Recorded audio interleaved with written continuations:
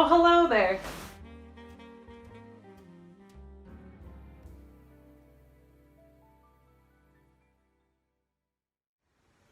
Hi, I am Sabrina and I work at Arcas Advertising. I work as an account planner, as a digital strategist, but in my free time, I really like to get outside. So I thought for my tiny lesson today, I would talk about what to wear when you go outside in the winter so you're not a miserable person. I love going outside. I love doing activities outside. I'm kind of passionate about people getting out to do activities outside, and even if they don't feel like they have the perfect gear to do it. And I really hate being cold, so I figured there's people out there like me that might want some tools to not be cold out in the winter. So I'm going to go through fabrics that you want to wear when you're going to do activities outside, and then I'm going to go through like a basic layering system. And I have a bunch of clothes all around me, so I'm going to kind of show you different levels of what you can wear at different price points. You might have all of this stuff at home already and you just don't know it, and I don't think you need to go buy a bunch of new stuff. Let's get started. I'm going to start at what we call the base layer. So when we go outside, it's ideal to dress in a couple different layers and completely depending on weather conditions. So your base layer is exactly what it sounds like, what you wear next to your skin. And the most ideal fabrics for your base layer are some sort of fabric like a polyester fabric, like a manufactured fabric, or a natural fabric like a wool. And if anyone's ever worn a wool sweater, you know that wool is super itchy. So that's why merino wool has been on the market and is like very popular. I always look at fabric content, like on the tags of things. I found a merino wool turtleneck off the rack at Winners for like $11. This is just like the most basic pair of leggings I have. I'm sure I got them off of a clearance rack somewhere.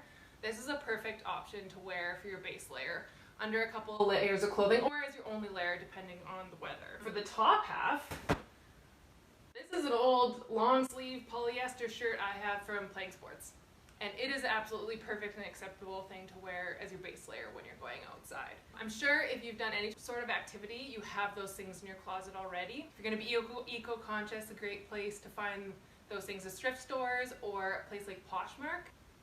Another option for that layer, this is a little bit more technical maybe. It's just a Nike zip up. I would wear like this as a base layer, especially if it's a little colder and I want a zipper. So if I get hot, like if I'm going on a fall run, if I get warm, I can unzip this. Or even in the winter, I want something like a little higher around my neck to keep me warm. And the bottom, something a little bit more technical, but I've had these for like 11 years. This is just like a pair of Under Armour base layer. A great option, not like super hyper technical outdoor gear, but this will still get me by like going for a run outside, or as a base layer to layer with other things if I'm going to be out doing an activity like cross-country skiing. Okay, we're going to get a little more technical on the base layer. This is a merino wool zip up. This is a smart wool zip, or this is an icebreaker zip up. Smart wool and icebreaker both make great merino wool things. They all come with different levels of merino wool weights. So this is a 260, so this is a heavier one. They go down into the hundreds, and this I think is the heaviest weight. You don't need this to go cross-country skiing in Saskatchewan unless you're like way out in the middle of nowhere. But this is a great investment. These are things that tend not to smell because they're a natural fabric. And hopefully if you take care of them, they're going to last you a long time. This is the example of two different pairs of leggings I have, both merino wool, like 100% merino wool. This one's a 200 level, and this one's a 260 level. So this one I'm going to pick most of the time. This is one I'm going to pick when it's getting a little bit colder. I like to wear these leggings if I'm like playing football and it's getting cold out, or something like doing some sort of outdoor activity where I want to just wear a legging but I want like a little bit more insulation. I have friends that have those fleece-led leggings from Costco and they absolutely love them. Those are an option that works super well as well. So that's your base layer. Okay, say it with me now. Cotton is evil. Cotton is evil.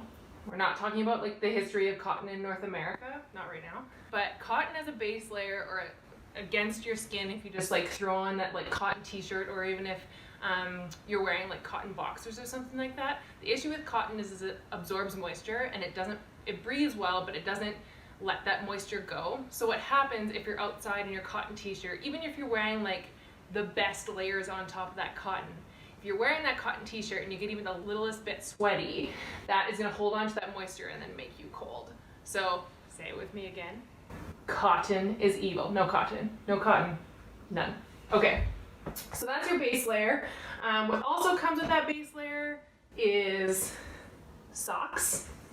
So the normal socks that I wear, like regular day-to-day besides like today, are like cotton socks. So you have a couple of options. You do have like the special branded merino wool socks. I really like Smart Wool socks. They do cost you quite a bit per sock, but I will say secretly, you can go a couple days wearing them outside and no one will ever notice that you haven't washed them. That's kind of the gift of merino wool, is it's meant to be used and not washed all the time. So this is like a light pair of Smart Wool socks. Super nice, I like them. This is like a specific pair of ski socks. I wear these if I'm snowboarding or like cross-country skiing on a cold day.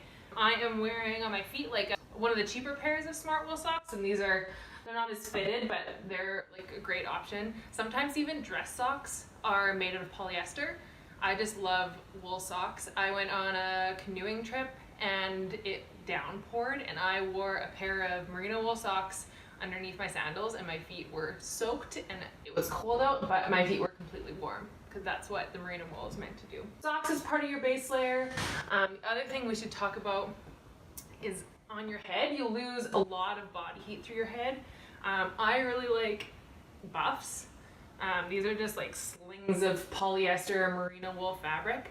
I love them because you can wear them on around your neck to keep your neck warm. You can wear them on your head as just like a straight up headband. You can get real cute with this. I'm clearly not gonna do that now. You can actually like be real fancy and like twist it up and turn it inside out and like turn it into a toque. Super nice because you can use them as a headband. Sometimes I don't like to run in a full toque because my head gets hot, but I like to have a headband around my ears because my ears get cold. But even if you hate wearing something on your head, a headband is awesome. This is just one I got at like Ardennes. It's just a polyester sling. This is a piece of fabric that's polyester that I sewed in a loop because I like the color. This is an actual buff that I got from the running room. Got a prairies design on it. This is like a retro tube that I love to put on my head because it's fun. Same thing, like retro tube. Put something on your head or like something that is meant. Ideally, you're wearing something like that base layer that breathes and also keeps you warm. So something made out of merino wool or a fabric like polyester, but I will accept at base level you getting something on your head to keep you warm. That is the base layer of fabric. We learned polyester or like polypro or merino wool, and no cotton. Cotton is evil. Sometimes that is good. You might just want to go for a run, wear a pair of leggings and a long sleeve top, maybe throw a vest over top. But say it's getting a bit colder. The next layer that you're going to look at is your mid layer. So if it was windy out and not necessarily that cold, you'd go with a base layer and maybe your outer layer. We'll get to that. But if it's really cold and you want to have different layers, I'm going to show you a mid layer. So this is where it comes to, I don't even have a technical version of mid-layer pants. These are fleece pants that I've had for like, I don't know, an embarrassing amount of time, like 20 years. I haven't grown in a long time.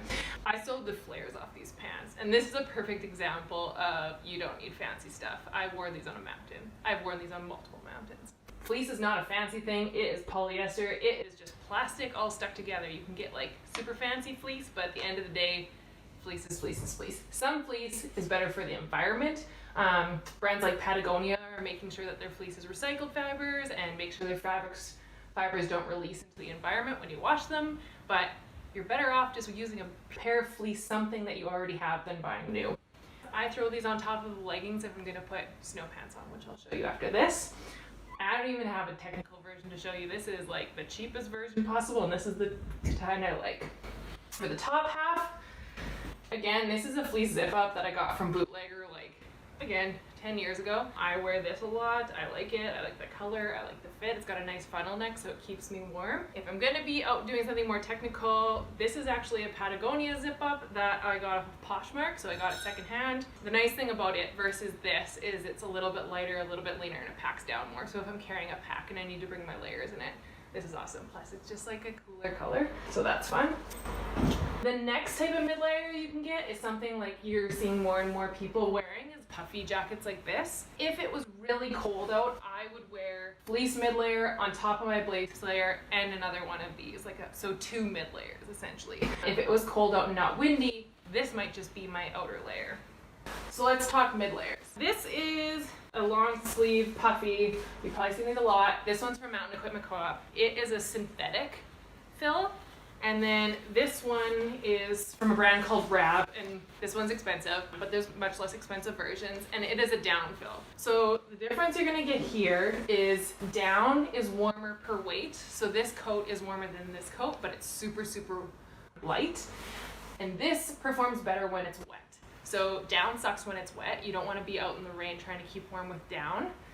But if you're going to be out in dry, snowy conditions and you just need to keep warm and you don't want to have a lot of heavy gear, this is awesome.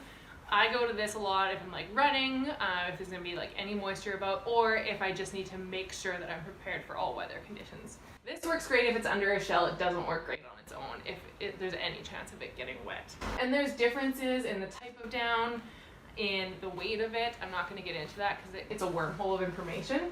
I really like this Mountain Equipment Co-op jacket because it's long in the sleeves, and that's like a thing that's important to me. If anyone wants any gear recommendations or brand recommendations, you can definitely reach out and I'd be happy to give them to you. The other difference about this, just these 2 items, is this item is that it doesn't breathe well. So if I'm layering this under a bunch of different items, I'm going to end up with like sweat on the inside. So I'm really conscious of like how much I'm wearing. That actually brings us to talking about layering and dressing for what the temperature is. So a lot of people get like super dressed up inside, they're hot as hell, they're sweating a little bit, and then they get out to do their activity. The rule of thumb is to start cold, and that's a very hard thing to do because I don't know if you're like me, you don't like to be cold, but the best thing is to start out your activity a little cold. So I went out for cross-country ski the other night. I stood outside for a bit, and I removed a layer tentatively. I knew I could get back to my car, I didn't have to pack it with me, so I took that layer off and I started off a little cold. My hands were a little cold and I was a little like chilly, but I knew within like the first 5 or 10 minutes of skiing I would warm up.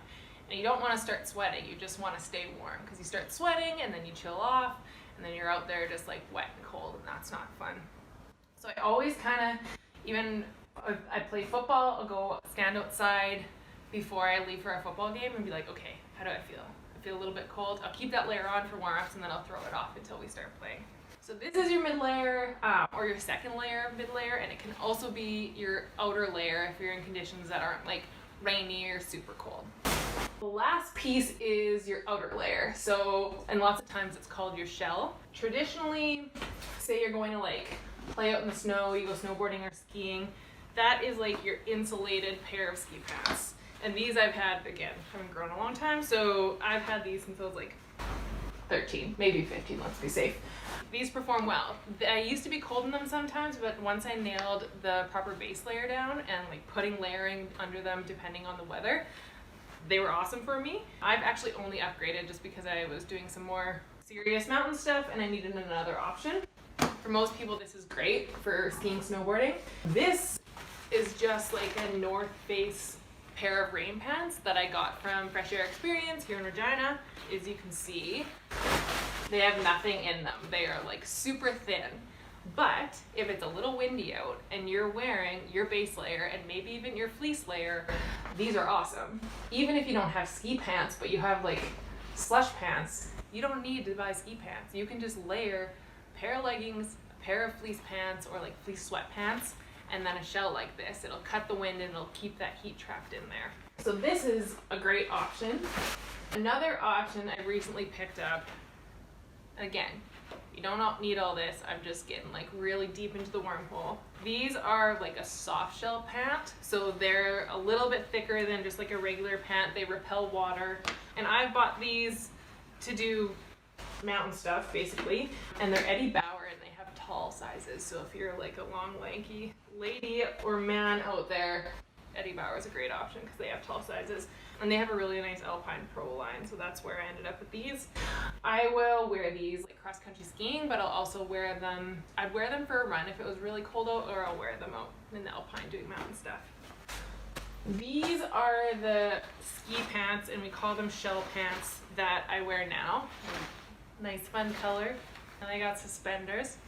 I bought these to do mountain stuff, and you can see, similar to that rain pant, they have nothing to them. They're like completely thin, but they're completely 100% waterproof. So now snowboarding, instead of wearing these puffy things, I'll wear these, but this is still an amazing option if I didn't have these. I just really like the suspenders in the royal blue, and I have them now, so I'll wear them. For the top half, this is again just like a straight up raincoat. So if you get invited out to go skiing or snowboarding for the first time, and you don't have like a big old puffy winter coat, but you do have like a shelly kind of raincoat, again, you can layer a couple of things. This is going to repel the water that comes from melting snow.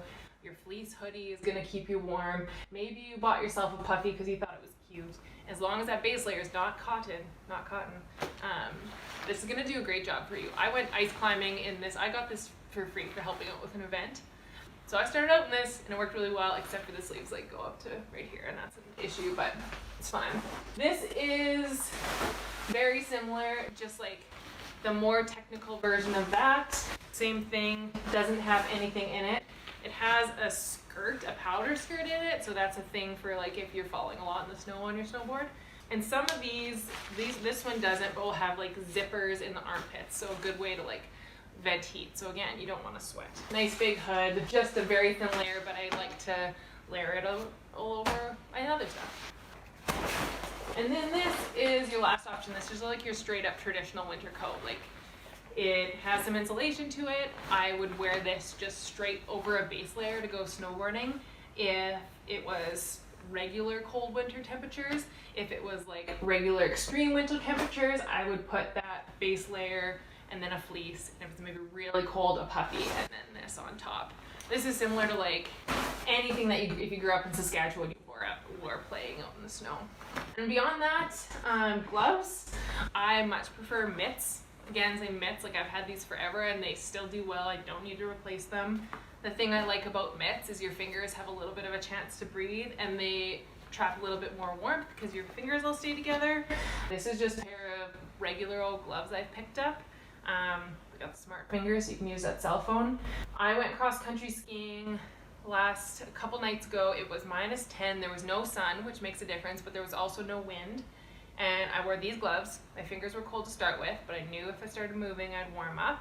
I wore just those alpine pants with a pair of leggings underneath, so like a soft shell. If I hadn't have worn that, I might have just worn the leggings with like those rain pants over top.